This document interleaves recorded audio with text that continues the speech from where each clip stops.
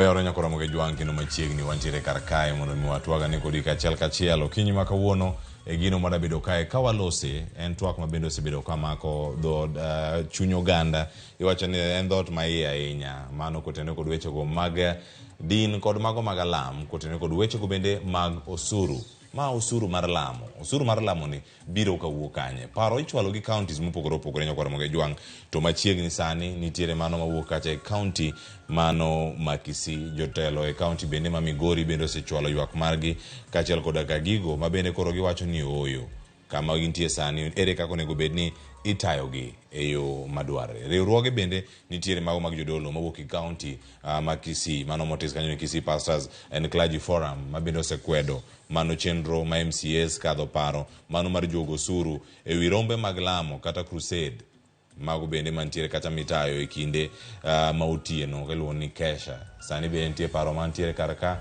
kado be ni county ma Nairobi ka entiere kacha Jivanji Gardens kidhi yalo kacha nitie omenda monego be ni juogi ichulo kacha kapok ichako timo chenro machalo kamagi. Tiende nang'o county bende koro oneno ni nitie kama ginyalo yudo yuto kakalo e wechegi mag Lamo. Wadabedo gi twagni gi thuolo mara dakika 40 mabiro mondo mi wabeda ne kod ng'eyo wawinjane ni jodolo to gin to giparango kotene kod osuru machalo kamae. Adhi tayo chenro makawuono twak mokwongo chenro mar Rupiny ka Cleophas Oluoch jakisumo kanya kwar mokeo nyaka sango sani kora chaka kanyo kora magi juang ntiere gi welo e studio ma Kisumu kod studio ma Nairobi. Ang'ina ngimiwa paro mopogore opogore kama gintiere karkacha antiere kod mano Bishop Reverend Arugeng Sioto kantiere studio ma Kisumu. Bishop oyawre kendo machiegni Ramogi TV okinyi makawuono mose oganda luo kai wuok mano kadho wath manam lolwe okinyi makawuono. Oyawre duto ni kwara moga juang ane Bishop Arugeng Sioto ane dho wath ma Kisumu ka an mana tie nam mosu kendo rwako duto. Erokamano ahinya kawuono dhi bedo kanyo kwa twak kodi achiel kachiel ojane pachi kotene kod osuru mabende kore wacho ni ero ochomo kacha ute mag Lamo kata chenrogo mag Lamo kuonde mopogore opogore machiegni ahinya mano Bishop Arugeng Sioto mabende wantiere kod okinyi makawuono e studio ma Nairobi kanya kora moge juang kan kenda antiere kae kod wendo mabende wadabedo kae godo achiel kachiel mondo mi wabeda ne kod ng'eyo ni chenro gi duto mago mag Lamo maka to sebed kata ka itimo e yo machalo nade. Mano kama dhi bedo kae kod achiel kachiel mano jadolo bende mano Reverend Fanuel Abongo mabende wantiere go okinyi makawuono mose oganda luo kama thuolo ni mokwongo mabiro Ramogi TV kata chenro mar Rupiny okinyi makawuono mose oganda wa mondo wabede gi thuolo mar ng'eyo koro matut ka wachako twak.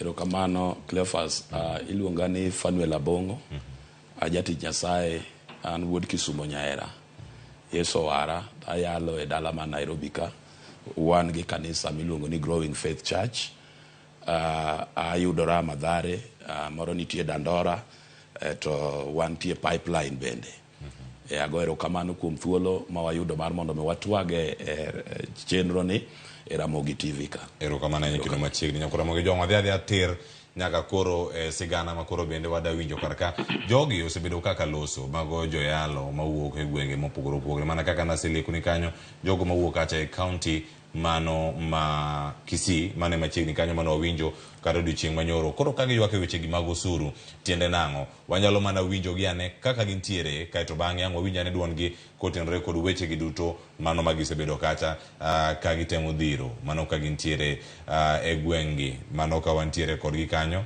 achiel kachiel mano ka gintiere kacha e county ma Kisii. Wanyalo mana neno gi kanyo kora moge juang mano riwruok ma gintiere go kar kanyo mano ka gidhi mana nyime nikech gigo duto ma gintiere go kanyo achiel kachiel mano ka gintiere e rombgi mano mantie county ma Kisii. Ne giwuoyo ka gintie boma ma Kisii mano bang' bedo kanyo kod romo makanyakla ka koro giseyo parono mano mar MCS ntiere godo mar chako wechego mag juogo osuru e wi rombe mag Lamo kata mago mag crusade mano ka gintiere kanyo ka gitayo kata magitayo e kindego mag otieno mano bende ntiere karka. Sneaking very beautiful tax measures against the principle of freedom of worship that includes crusades and the permits for Christian power nights, commonly known as caches. We condemn with the strongest terms possible. Nasi kama kanisa la Yesu Kristo tunadai uhuru wetu wa kuabudu iwe ni usiku na mchana. Na pia tunaomba kwamba kaunti yetu ya Kisii ikubali ya kwamba kuna tofauti ya kesha na makelele. Tunajua kwamba makelele ni mambo yanayohusika na mambo ya neema. We also reduced, we actually scrapped off the plans, the money that people pay for plans for churches.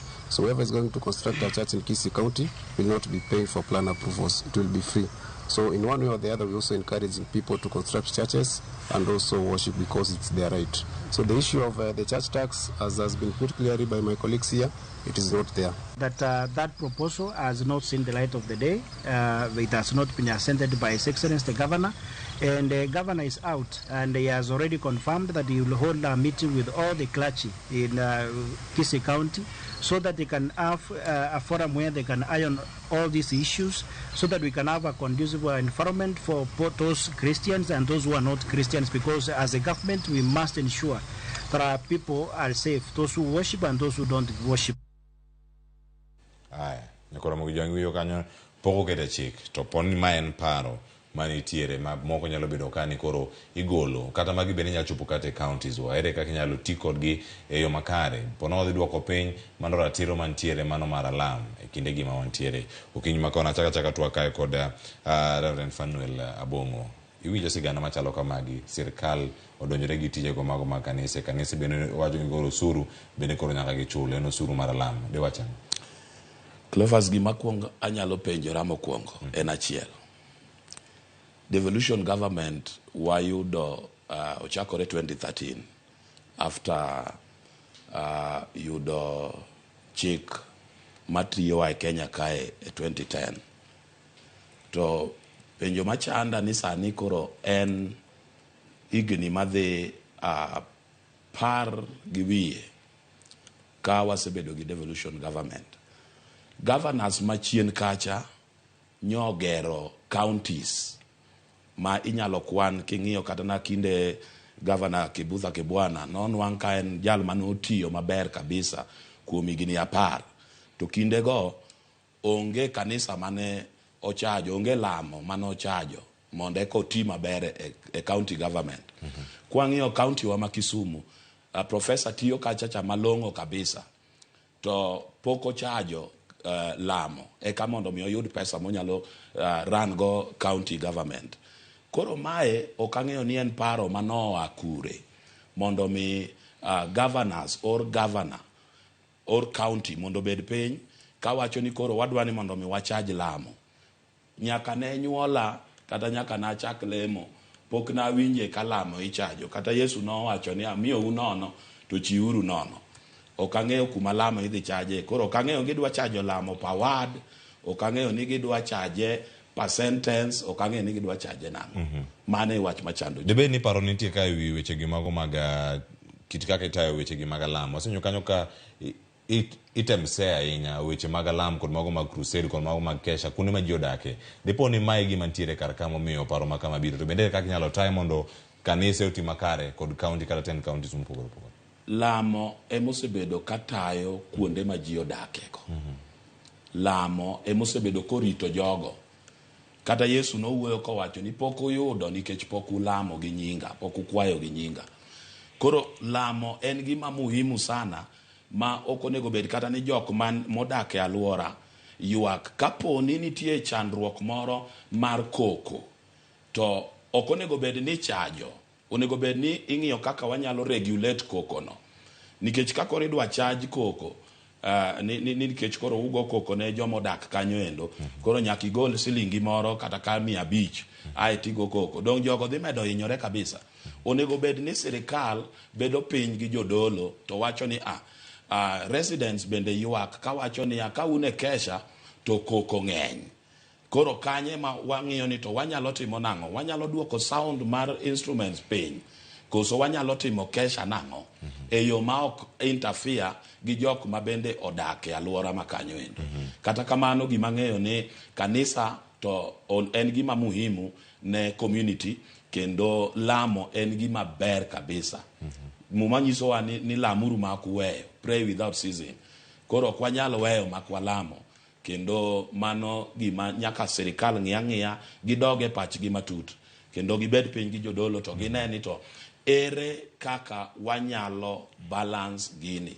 Lamo konego gichungi, lamo konego gichaji. Aero kama na enya Bishop Arguing sio to machiegni ka en studio ma Kisumu. Pachien mane kotene kod wechegi mano Osuru mar Lamo. Nyaka sani paro biro mopogore tenang manyalo bedo ni dekel paro machalo kama to bende pat jo kanisa kata jo dolo kuonde mopogore bende choko ka gik makamagi pok ochako.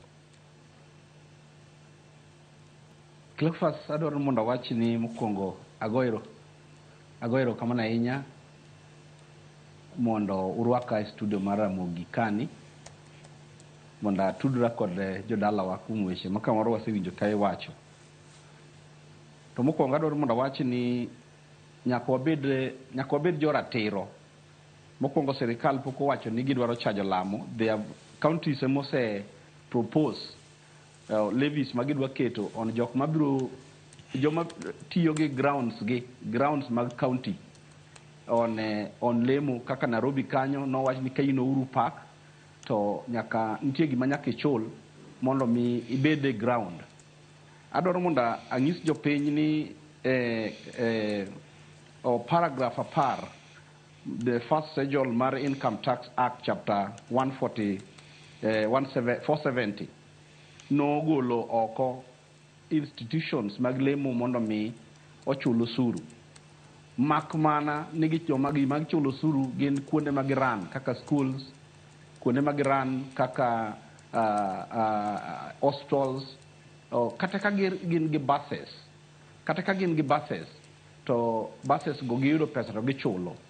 But chik mar Kenya nyaka sama wawuoyo go ni pod otamore ni kanisa ok nyal golo osuru mondo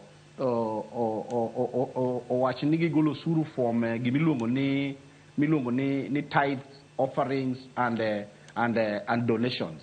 Mano chiko dagi.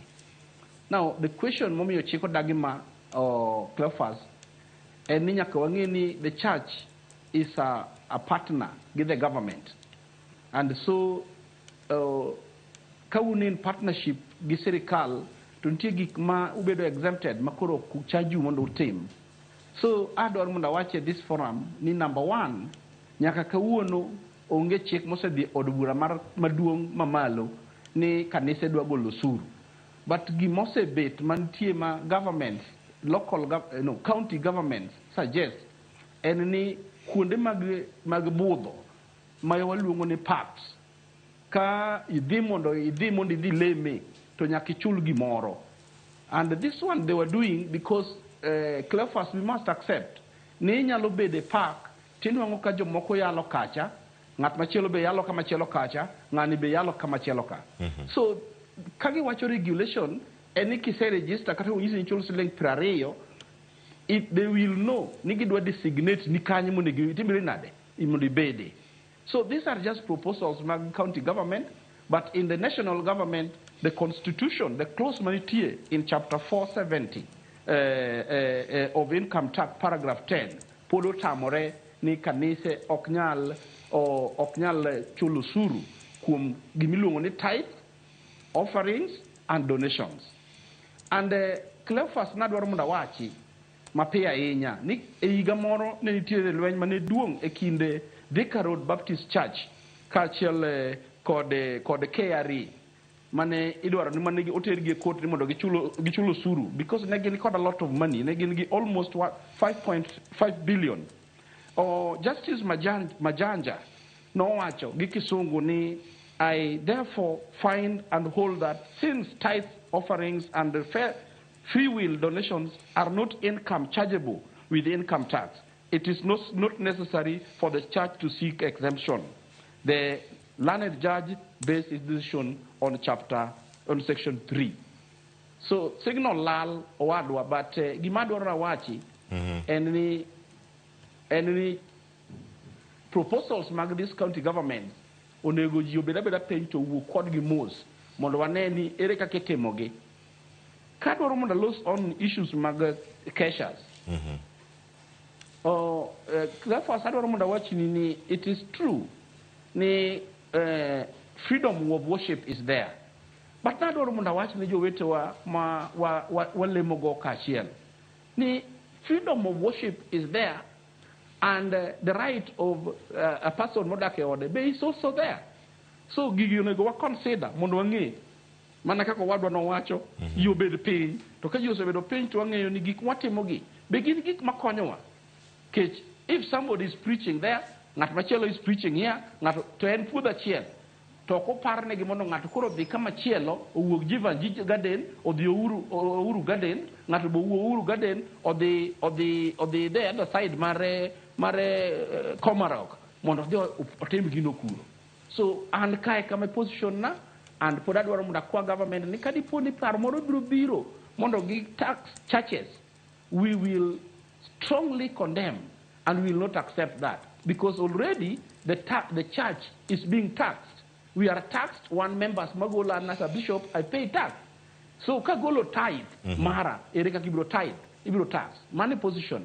Aya erokamana ahinya mane penjo matie kaka ng'ato koro gogola achiel ewi 10 tiende nang'o ma koro kadhi e kanisa. Nyalo bedo ni oyud ni kanisa ka bende nitiere yuto machielo koso ma en yo mathiro jogo mawuok oko kwan gi kar romgi ka giwuok ka gidhi yalo kumoro amora. Waseno ibiro Nairobi karka ka nitiere archives kacha e chuny boma ma Nairobi ibiro nenogi, ka en Jivanji ibiro nenogi. Pono ni maigi ma sirkal mag counties bende nyalo bedo ni nigodo e paro mondo mi one ni adier yuto mantiere karka oyud yuto mobup kaluwore gi choko mantiere, nikech ka county ma Kisii kuom ranyisi en osuru no maderom kata 20,000 mano mondo mi bed kacha gi weche mag kesha.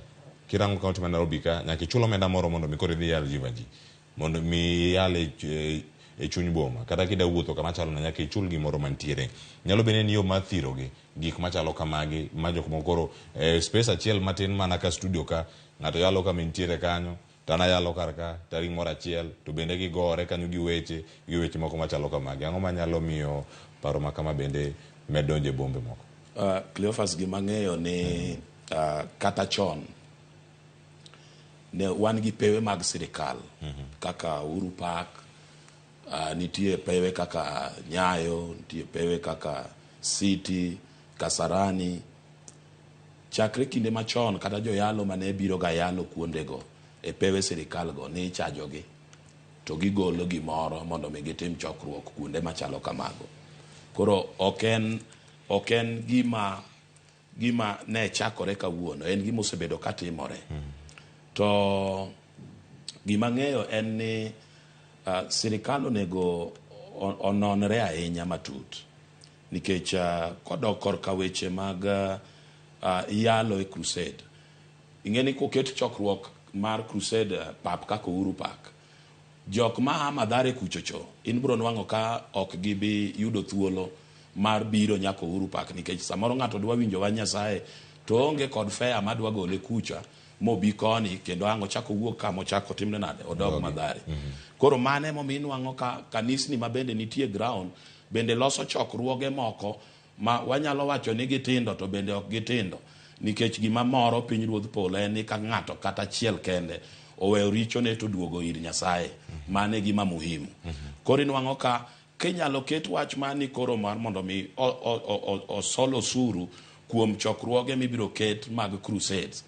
To kanisni matindo mabende nigi passion for souls, gin to koro gibiro timo nang'o to gionge gi pesa. Wach mar ariyo madwa na wachi, sirikal onego ng'e ni kanisa play a very big role, nikech kata ma Kenya wakaki ng'iyo skunde duto manitie Kenya ka majority of them no chaki gi kanisni. Ibro nwang'o ni nitie school miluongo ni kama en under ACK church, school ma kama no chaki gi AIC church, school ma kama no chaki Catholic, school ma kama nitie kaje chao chaki gi Sitam, churches mopogore opogore. Ibro nwang'o ni majority of the schools o chaki gi church. Koro church is playing a very big role. Kanisni, skunde ma kanisni gigero gi mana gi sadaka gi tithes mawuoka. Ok ni pastors dhi chamo tithe go gi offerings go. Gitiyo go mar mondo mi gi develop go piny kendo mar mondo mi community bendo yud konyruok. Mane gima timore. Nyaka sani kanisa mari mentie bendo chulo osuru. In fact wachulo osuru nikech ing'eni nitie kanisa to nitie din. Kanisa chulo osuru, an kanisa. Cleophas ini wuon in kanisa. Ja bishop mowuoyo na en kanisa. Achulo osuru. Then kaka din mar growing faith, every year watichulo returns. Tiende ni an kaka kanisa chulo osuru plus joma ni kanyo go chulo osuru to din bende chulo osuru. Kamano. Ponono kutimuka kata crusade ma kata rombe mopogore opogore county rebel Nairobi. Bende kata grounds mutiyo go bende gin moko michulo koso gin ka moko manono. Nitie moko ma nono. Nikech nitie moko ma nie ye state. Mangiso nitie moko ma ichulo. Nitie michulo kaka ma kwano ni kaka Uhuru Park, Nyayo and grounds go. Mago ichulo. To nitie moko matindo manie ye state. Ma idwaro ni mar mondo mi ichop machiegni. Yesu no wacho ni wuog oko kanyo ende dhorangach kanyo nitie nyapunda moro motwe. Nitie mama koro wawuok dhorangach kanyo. Mondo mi wagony nyapunda moro motwe. Mano bende nitie pewe matindo tindo mantie estate. Mago tok chul. Mago ok chul. To koro kapo ni mae gimoro mantiere karka nikechero e kinde mane Nairobi Metropolitan Services koro ne tiyo Uhuru Park kod mano ma Central Park bende ne olor. Kendo mago nomiyo jalo moko donjo kanye. Odonjo e chuny boma kendo gichako yalo. Kuom ranyisi e kaunti ma Nairobi kende. Mondo mi koro ichak yalo mano ka entiere chuny boma karka. Nyaka ichul 1,000 pile ka pile mondo gino ochop kare. Magi jo yalo ma bende kinde moko inyalo pacho ni gin gi kanisa gi koso gin ga mana mayalo mana e street ka to gitieko giwuok. Okigeyo ni wach Nyasaye ka wan gi fivefold ministry. Wan gi evangelist. Wan gi prophet. Wan ga teacher. Wan ga apostle. To wan gi the fifth one, prophet. Jogi ng'ato ka ng'ato nigi ofise to ng'ato ka ng'ato nigi tich motiyo. Ng'ato kaka evangelist inwang'o ka en burden ma en go en mar wuok oko mar dhi yalo injili. To luong man kuomi no en obro dhiri mibro nwang'o ka in kata gauja matin to bora ni nwang'o kama dhano ochokore tidwaro mar mondo mi yal injili no. Mano tim mane nitie kata Yesu kano wuotho kano nwang'o kama ji ochokore to nyaka nodir wach. Ko wacho ni piny ruodh polo ni machiegni koro repent. Ada ne make kanya dhir Bishop Argen Sioto kani studio ma Kisumu. Bishop pero kama na enyelere yo makare bende wan ka kod jadolo Rafael Abongo kendo wamedo mana Fanuel Abongo mabende wantiere godo kinyi makawuono karka studio wamedo mana nono kendo watema ni ng'eyo ni gin gik mage ma osebedo kaka timore muma achiel mabende wasomo to bende joyalo kachiel koda ka jodolo bende tiyo godo kanyo wacho ni mi Kaisar mar Kaisar to mar Nyasaye bende miya Nyasaye kinde ma koro Uganda biro to wacho na chele wi apar kata tair cha ichiwo ne kanisa bende en thuolo manyalo wacho ni kanisa bende koro ochaka chudo e kinde magitimo nyasi mopogore opogore. Kuom ranyisi kaunti ma Nairobi 20,000 pile ka pile ne jogo madhi bago wechego mag alam mag crusade e alap ma Kamkunji. Kwan makamano medore ka diponi josiasa bende odonje gik moko magida timo ginto mar gikoro chopo kacha 100,000 gi wiye. Gigi matimore 1,000 pile ka pile mago wechego mag yalo ka intiere e boma kata kamoro amora ma untiere. Kuom ranyisi miwa kata korka kori kanisa ni bende uchulo osuru to osuru ni ka ichule ga kidienje mage mondo mi oganda wach ni ok en osuru manyien mapo nono sirkal nyalo bedo ni biro iru usebedo ka ichule titime yo mane. Erokamano nya Cleophas. Wan gi chandruok matin mag signal ka kiani ni nena maber anto kanyal nenu wayudi yo makare. Okay, erokamano iwinja. Erokamano nya Cleophas. Gima dwaro mondo wachi en ni mokwongo adwaro mondo apogra gi jowetewa ma Kisii on plan building mag worship centers. Kicha winjo ka giwacho ni gidwaro ni mondo mi gin gi ged makata ma planners notice kik migi chule anything on planning. I think that one is irresponsible. Kendo ngama is a civilized and patriotic moero pinye ok nyal yie mondo wach machalo kamano.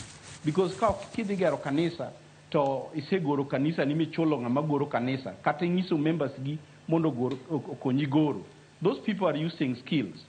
Then itero mondo bed approve ni gimi dhi gero ni idhi gere machalo kama. Omiyo apogora kodgi kenda wacho ni nyaka gi ikre mondo mi gi chul osuru mar planning ka gitero gigo e county hall mondo mi obed approved mondo kik wagere shoddy things ma ok be ahinya ma biro kethore kata biro nego jo Kristo bang' kinde matin.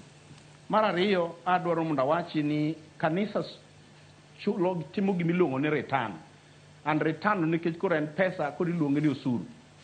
each and every year kanisa kao return mare mongiso go the number of people mantiere go the bona fide members officials mantie kanisa no to dwoko that return. It is not a lot of money. It is a money ma aparo ni serikal dwaro mana mondo ngego ni is this church still existing to kuchopo ndalo moko tino kanisa ma ok dwoko returns go to files ge kano. Now kawa wacho ni we about a church nyaka wabed very particular because kanisa this state ok ngi kanisa kaka the church ngiyo church. State ngiyo kanisa as the building moger manitiere kanyo maluongore ni Holy Trinity Church in Africa. Koro kagi wacho ni Holy Trinity Church in Africa is a church gipogore kaka wan wangiyo individual kaka wadwa Fanuel wacho ni enen kanisa ochulo suru. I accept that. Anachulo suru. Tachulo suru as Bishop Arguing Sioto or kachulo suru as a born again, somebody who is born again Christian. Achulo suru kaka citizen mar Kenya ka.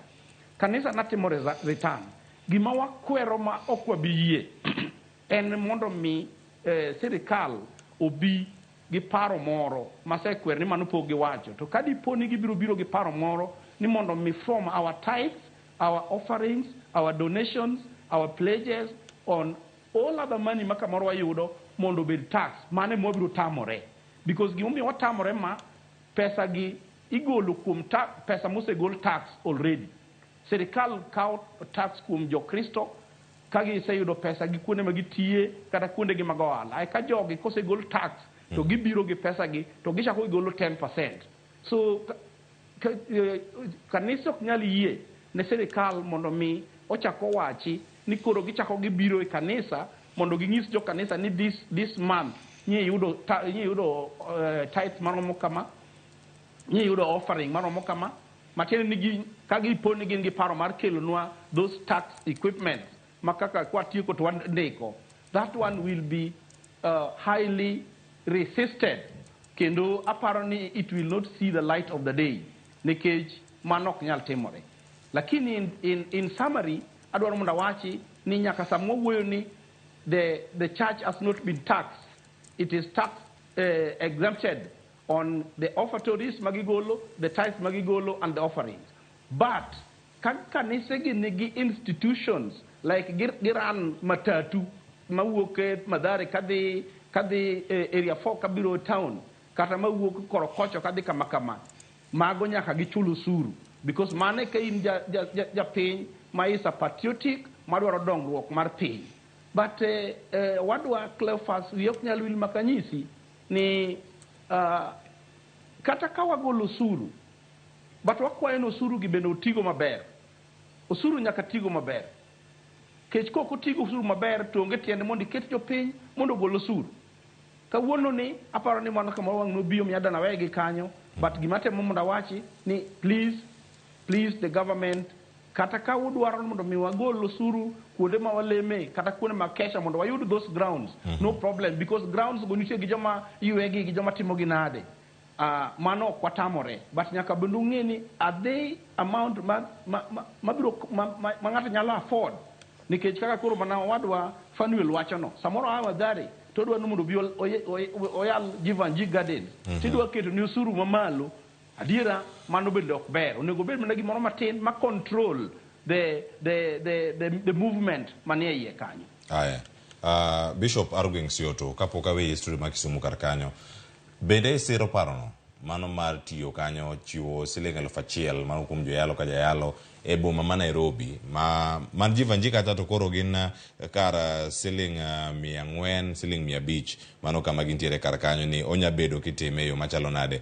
nitie mago bende mayalo aga kan walk nitie mayalo kacha Uhuru Park kama gintiere jok mantiere Jivanji kende onego bed ni chulo kacha siling 500 bende paro makama kiwacho ni ero onego ranga ne ni joyalo mage mantiere karka inyalo tiyo gi rapim machalo nade mondo ing'e ni jayalo ni loso siling 10,000 odiochieng' ka wachi ne no chulo 1,000 pile ka pile kata samoro kuwuok kata gi siling kacha eno yala to tieko to wuok.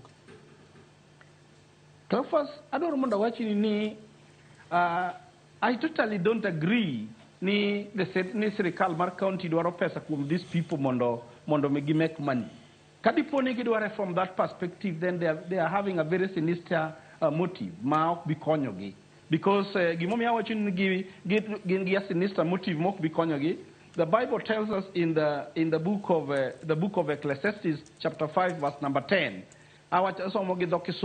He who loves money will not be satisfied with money, nor he who loves abundance with its in its camp. It is all vanity. So, angimate mowacho mapodada chunge, and this is just what we call control. So that kaka wunada dialo jivanji, tawe yoni jivanji no, abiyegi speakers ma aneman jivanji kanyo kende, mane momi a register, mona chol 1,000 shillings, manyiso ni albin jivanji. And Cleophas, you know, ni katamanaka wono kawa wuk godhiambo mondo lunchtime ka kwa chiemo bute the opposite kamo chiemo kodi kanyo no. To a work not the jivanji. You will find 5 speakers are actually preaching. And my Gimakata Wadwa, Pastor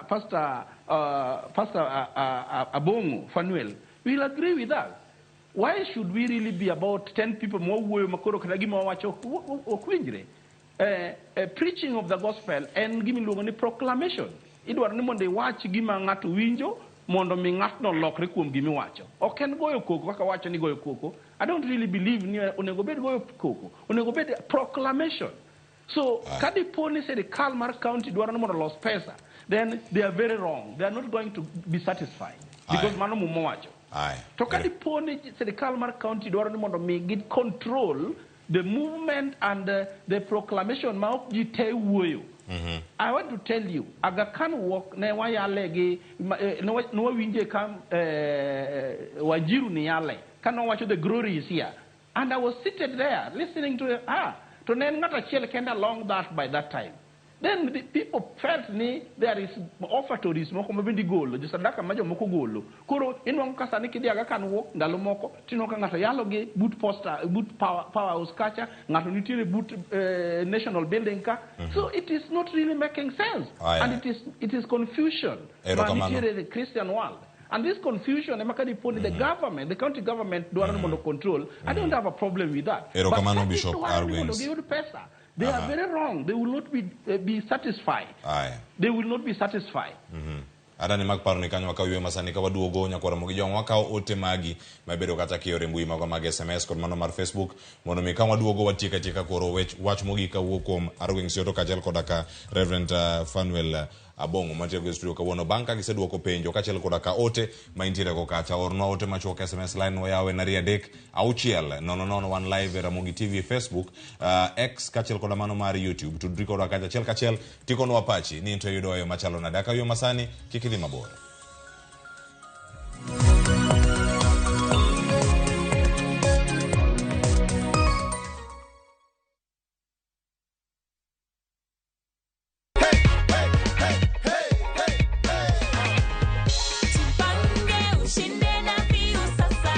Amekam kuchukua cheki yake. Hiyo ni dongapi unaona iko hapo hivyo Joyce?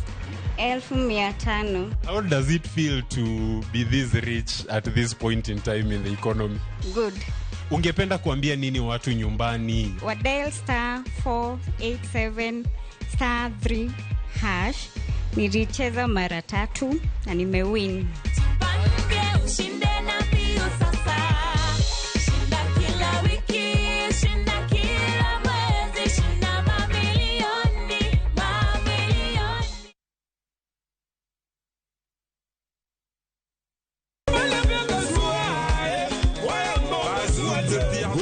Rumba siko kinde duto. Osa Juma, Igwe Bandason, Tabule, Bilia Fair, Johnny Junior, kod mamoko riwore to mana etiedero. Kawa banjo rumba muziki. Jongolo mopogore kelo chunygi e pap mondo ginyisre. Kanda tezo watengo bolingo nangai. Riuri kod Ninja the Entertainer, Stella Brenda, to kod DJ Smollett, to mana etiedero. Ngeso kangeso, saparo diambo, mana Ramogi TV.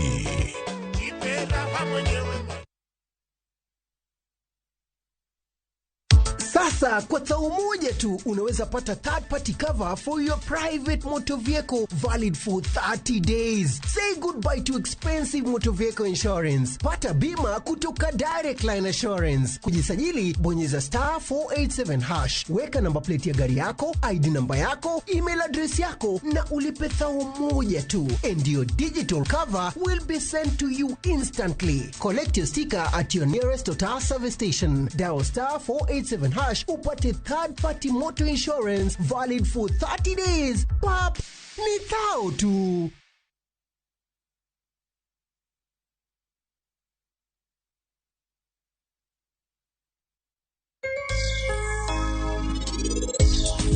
Karanyako mane miwa chunyo dhi kanye. Kingisedhi jatelo.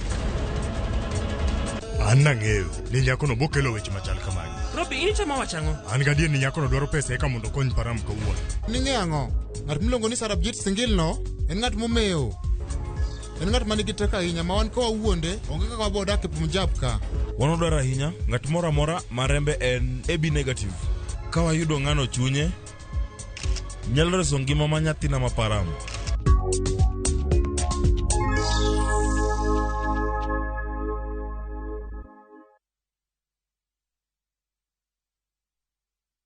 Ageno ni ano kawiro makeup mang'eny ahinya. Angadio ni nitiere nyako kae momori ahinya. Introducing Kundali Bhagia in Luo. This is a story of two sisters who lost their father, and in their quest to find their mother in another town, they find love. Anaere inya Prita. Tokendo gimora more wi mora. Enjoy this romantic drama of Kundali Bhagia in Luo on viewsasa.com. Mano ber ahinya.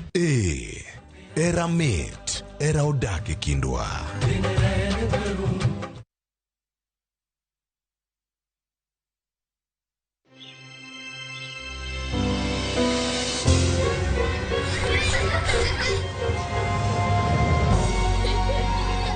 Wash your clothes with Toss Lavender to leave your clothes with a lasting, irresistible freshness.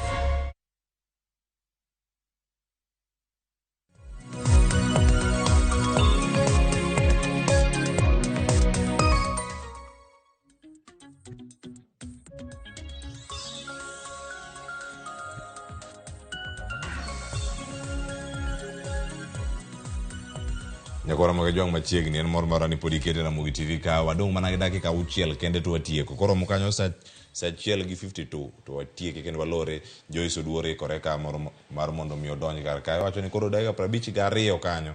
Koro wawuok kwa chenro mar ng'ejo thumbe koro chaka kanyo koro yo makare. To sani wayudo ne ote mabende sebedo kata kiore mbui manga mag SMS kod mano mar Facebook mabende koro biro nwa achiel kachiel kar kanyo. Manager Center api wacho ni mano nyiso ni sirkal okomiyo kar lamo duong' kendo loke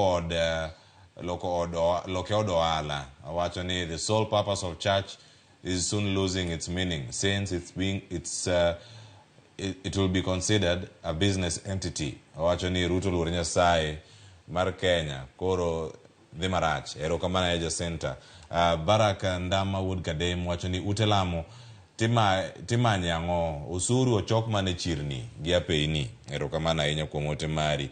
Ote machielo chieng'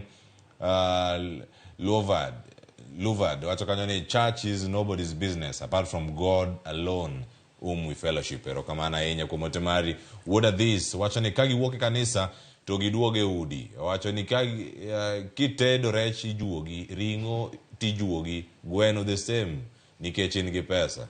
Awuoro wach what are these? Wacho ni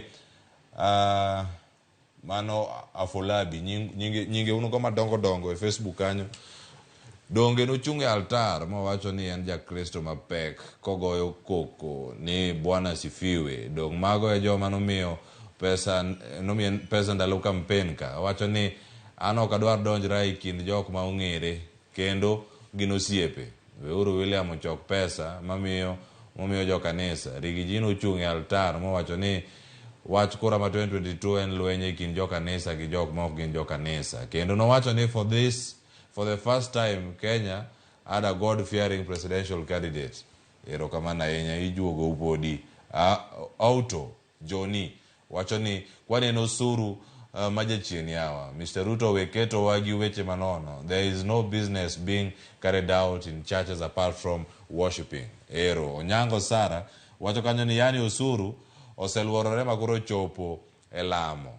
Wacho ni omako piny to mana jodolo wang'ni ema ochomo tir. Ero kamana Nyarogara, kosidwa chaje pa miracle. Aworo, mogik, moriso chien, kanyo to sirkal riambo, an nyaka ne nyuola, pok na wicho ni kanisa golo osuru. Ino kata ji bende pod kia ni kata returns ka bende ka ichulo ka, kosu jogi ok dhiga. Wacho ni piny ema orumo, to jatendwa ni nigi kech sana. Pano Pach Moris. SMS kache wacho nade. Clevers Musna Bishop Nayoto, amora inya kendo asiro chajo Lamo, kachel kode an Reverend David Aguko, antiere karkae, mwaka muyawa Kandara, bende wacho ni antiere karka, moso chopne Reverend Fanuel Abongo, kendo wacho kani Joseph from Migori ni Chendro, pinyoru makare Ramogi TV, malame komedo, manomaro yani Masai, Ramogi TV, majaote Dan, awinjo maler kan Kisumu karateng Chulaimbo, kan kae, anna biwon nyota. Wacho Osuru no, idwa kauno, wacho ni wadagi chuth, nono, to abo Lamo, ne joma nie sirkal mondo wechego giwe chuth ber. Aya, Reverend Fanuel, ochopo kama koro watieko. Pachi kotendore kod ote madonjo karka, gigino madikon sirkal kata 10 counties mopogore. Maponono, poko cholo paro makama. To gintiere godo kaka achiel kuom yorego mag gayo wechego mag crusade, kod mago mag kesha, kata mar neno ni otagi e yo mawinjore. Kachiel kod akaote mantiere karka, amithuoloni. Erokamano, awinjo kaka jopiny wuoyo, kendo kaka gigolo maoni margi wach ma sirkal dwani mondo wuogoni. Jacinta okele kowacho ni sirkal ema chal ka gima dwani mondo koro mi kanisa obed giro kar ohala. Nikech kaka gineno kaka sirkal dwa kelo wechegi, to mano gima ok wadwar. Kendo Ochieng' wacho ni kanisa ok en kanyo endo mar mondo mi obed business. It is not someone's business. To mano en adier kabisa, nikech kanisa ok mar ng'at achiel, kanisa en mar ji. An gima nyalo wacho ne sirkal ni en ni mar mondo mi girade gi Kristo. Girade gi Kristo. Josol osuru ne nitie kata kinde machon. Zakayo ne nitie, ne solo osuru. To sama norado gi Yesu mochopo e ot, nochako mana confess kowacho ni Ruoth, adhi kawo nus mar mwandu na mondo mi aduok ne jodhier. Koro sirkal ni kik nyanyasa jodhier, mar ni gidwa ni mondo kawo osuru e gimoro amora. Reverend ma omoso Bishop awinjo kowacho ni en oyie no siro Bishop olero maber kowacho ni wach ni odagi, ok no yie go odagi, ok en gima ni kare. Sama no wuoyo chama wacho ni sirkal ong'i kata kapo ni nyalo kete gimoro matin, but bang'e koduogo tieko to wacho ni wach no ok oyiego. Koro an bende ariwora gi jodolo mamoko. Kama awinjo ka Bishop wacho ni jodolo ma Kisii wacho ni ginok ginyal chulo sama gidwa gedo. Nitie plans mag gedo, to nitie sheria miluwo. Mano kidwa gero kanisa to nyaki cooperate gi county government mondo ilu sheria kako nego bed ni timo. Ka architect nitie to nego bed ni dhi county government itimo the necessary madwarore. To konego bed ni gitamore ni ok ginyal timo gima owinjore. Wan bende kaka wan joti Nyasaye onego bed ni wamiyo sirkal luor. Koro ok wadagi cooperate gi sirkal, lakini gima wacho en niya, wach mar chajo ka osuru e tithe and offerings, kendo wach mar chajo, wach mar ni dhi yalo kuonde ma ji yale. Cleophas, watiek ka wacho niya, na wacho ni nitie fivefold ministry. Ng'ato ka ng'ato nitie kaka muoch kae. Muoch makayo pastor opogore gi makayo jayalo. Jadolo moro ma beno osiepna ma wuonwa iluongo ni Bishop Matthew Monde, no pimo na kaka no yalo jivanji kanyo endo. Jaduong'no ne wuok okinyi wuotho gi tiende mondo mi odhi oyal yala nikech en passion ma en go. Tang'o momiyo no wuok kama, onge ng'ama ne miye pesa kindego. To chunje mang'eny no konyore ma ji mathoth sanie mokadhe lwet jaduong'no mana nikech yalo neno. Mano is just a sacrifice. koro jio we man jo sirikal we mondo mi jio yale injili counties mapoko adopt gini kata mapoko bet piny mawinjo ka chal ka gima gini kayo gi mondo mi gibede piny giwere go mano satan magikeme ya kabisa kik gibedi giwe bet nyakoro mogejwa mano Reverend Fanny Labongo mabende waloso godo jayalo mabende timo tich mare mane kadak mano ma madhare mantiere buona Nairobi karka Bishop Arweng Sioto wach mari mogi kotenre kod ote ma joneno oro mane buo dakika ariyo mano ka mantiere karkanyo mondo miamwa tika koro chenro gi kanyo ka ene county ma Kisumu. Now mukongo Cleophas adwaro mondo awach ni chulo osuru en gima miyo piny dongo kendo adwaro mondo akwa sirikal mar Kenya mondo giket maino weche mag chulo osuru to kapo giketo maino weche mag chulo osuru to mondo giket pesa e ofuke joma chulo osuru mondo joma chulo osuru oyud gima ginyalo chulo because ok inyal chulo gima onge. At the moment there is no money in the pocket. I'm telling you as a church we were affected by COVID and the effect mar COVID ponti nyaka sani. So wakwayo ni mondo giket pesa ofuke ji. Number 2 adwaro mondo awach ni the government mar Kenya and the county governments ni mondo giket maino mineral resources ma wan go e counties wa because kuonde ge miyude pesa mang'eny. Adongi daka chiel. Number 3 adwaro ni mondo mi sirikal gi county governments ongi ni companies and factories manitiere within their localities bende chulo osuru because wang'eyo ni these people nigi companies monego bende chulo osuru mang'eny to ok gichul. So magi kuonde madwaro mondo awachi mogik tadwaro mondo awachi ne jatend piny mar Kenya ni ka nyoro nyawuok Dodoma nyoro ma waluongo ni administrative capital mar piny mar Tanzania and Dodoma as a capital olokore as a city olokore a capital kawuono with very great buildings within a period of 6 years.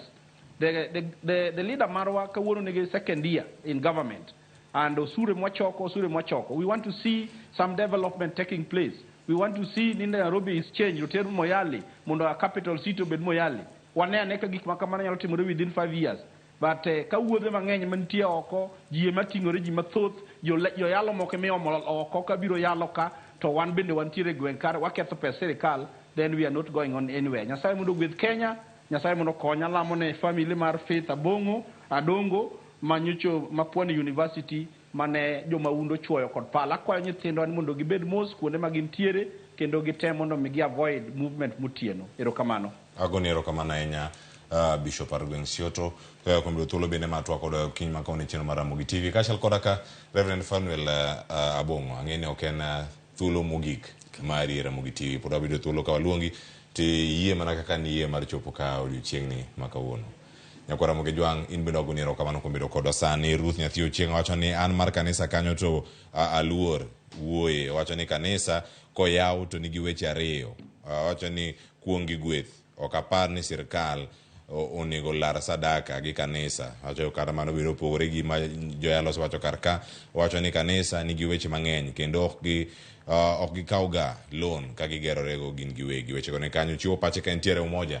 Nyakwa Ramogi Jwang mano ema yieno koro mondo miwalore gi kanyo nakelo chenro makawuono mar okinyi to koro chenro mar ng'e jothumbe wabiro to wadhi bedo gi jothumbe ma opogore wantiere ka kod kidieny mano mar Luo rap Nyakwa Ramogi Jwang bende ing'e ni gin to gitimo ga gik machalo nade Joyce Oduor ni kod ka odiochieng' makawuono kama dhi bedo kacha kod Vioxi kosa iluo ni Vioxi Dede mano mantiere kar kacha Voice Dede mano mantiere kar kanyo mano Victor Tieno Obukono Wasigande kar kanyo Steven Ogweno Tieno bende ntiere kar kanyo Stevie nitiyo mar Bungu wacho kanya Zila bende ntiere kar kanyo ang'wa winj gi ane ka gintiere kachiel koda ka Luo Boy mano magidhi bedo kar ka achiel odiochieng'ni makawuono Zila mano bende wan go kanya kora mnyiko kanya ang'wa rango weche go mag rumba mamos ahinya mano Omondi MC Goe mabende dhi bedo kachiel rumba mayom mang chopo diere kanyo to watieko to wadhi nyaka wuod Oyugis Town mano Steve Simple Boy ang'wa tieko kode kanyo chenro mar ng'e jothumbe wa to Steve Simple Boy ni giote ni mwanya neno kaka Joyce poko donjo akia ka wanyalo yude mano mar Steve Simple Boy ntiere ote mane ntiere godo kanyo achiel kae to bang'e ang'wane koro kaka wechegi dhi biro mana ka wantie ka wawinjane. Unajua wanadada wananipenda. Jumini niko beautiful, niko hot, niko very delicious. So unajua wanavutiwa na muonekano wangu. Yeah. Wadhi bedo kod beautiful, handsome, Steve Simple Boy. Mano kine mwantiere karka, waloro gikanyo. Anyiga Cleophas Oluoch, Kisumu Kenya kwa Rumuke nyaka Tsango Rich Masani, Joyce Udwor biro kod chenro mar Gejo Thumbewa.